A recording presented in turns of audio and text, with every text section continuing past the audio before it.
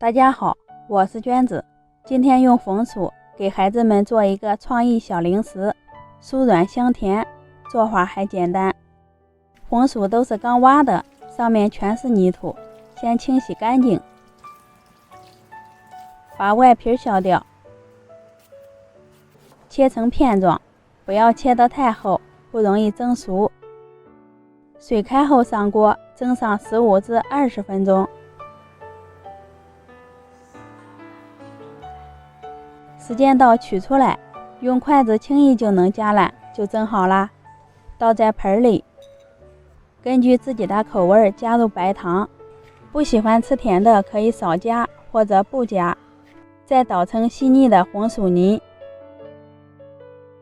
混少量多次的加入糯米粉，搅拌均匀，搅成面絮状，下手揉成面团。因为糯米粉比较干，中间要多揉几分钟。揉成一个偏硬的面团，先放在一旁备用。取一个盘子，倒入适量的面包糠，再加入一勺熟黑芝麻，搅拌均匀。抓取一块红薯面，捏一捏，再团成一个小圆球，先放进碗里沾一层清水，再放到盘子里裹一层面包糠，团结实点，防止面包糠脱落，摆放到盘子里。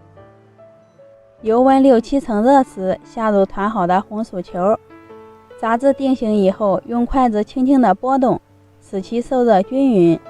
全程用中火炸制，约炸上2分钟，表皮呈金黄色，夹起来轻飘飘的就炸好了。捞出来控一下油分，这样做的红薯丸子金灿灿的，想不想吃？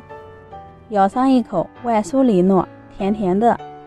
虽然是油炸的，里面也不吸油，我觉得比油炸糕还好吃。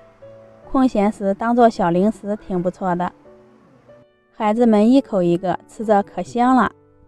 喜欢的朋友可以试一下，我们下期见。